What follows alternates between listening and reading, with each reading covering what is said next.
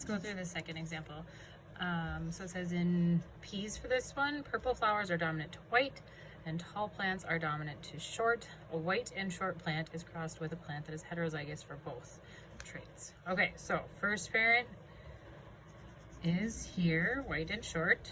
So if purple is dominant to white and tall is dominant to short, these are both going to be recessive homozygous, right? We have to have two little p's here to get white. We'll have to have two little t's here to get short. So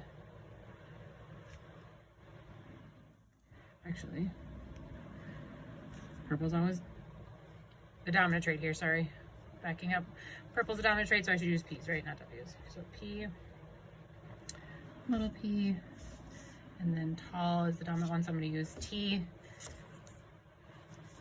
So little t, little t. Okay. So that's the one parent. It's crossed with a plant that is heterozygous for both, and hetero again means different. So I'm going to have a big P, big T, little t there. Okay. All right. So then again, I have to do the FOIL and figure out how many options I have for this. So this one's pretty easy. First, little, outside, little, inside, little, last, little. This one I gotta kind of pay attention a little bit more here. So first, letters of each one, right? If this is one gene here with the P's, this is another gene here with the T's. I'm gonna take the first one of the genes. So capital and capital here. Outside, inside, last.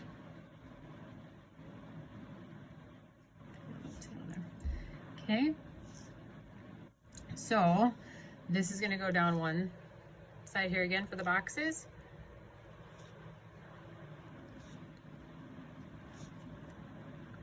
It's going to go on the other.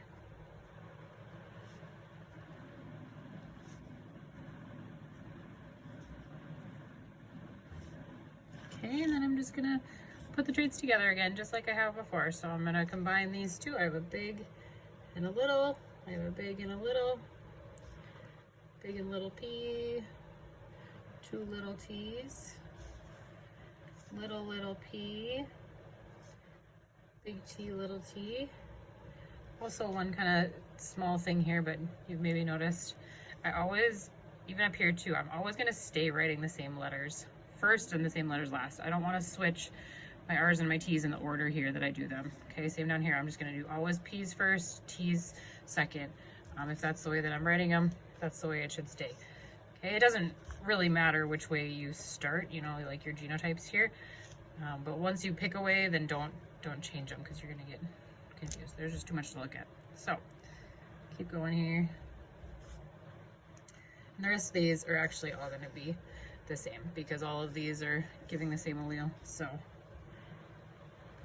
fill this in kind of quick. They're all going to be the same down the rows here.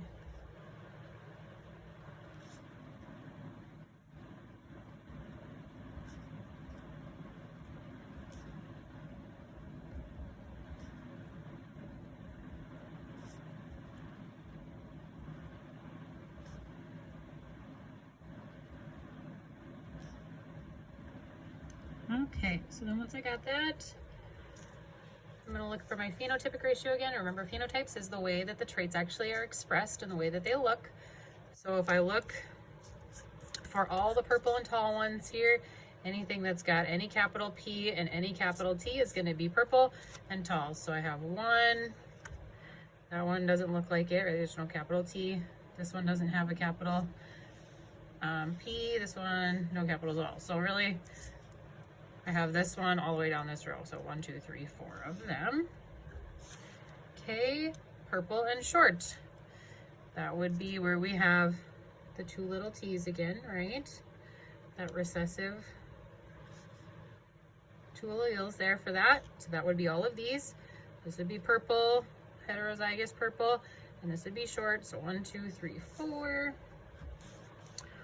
White and tall, that's where I have the two little p's, right, to get the recessive white color. Tall as anything with a capital T. So that would be this row. These are all going to code for white, but they'll still be tall. So 1, 2, 3, 4. And same thing over here then. These would be the white and the short ones, right? The recessive white, recessive short there. So then my ratio is really 4 to 4 to 4 to 4. But I'm just going to simplify that down just like you would in any math ratio.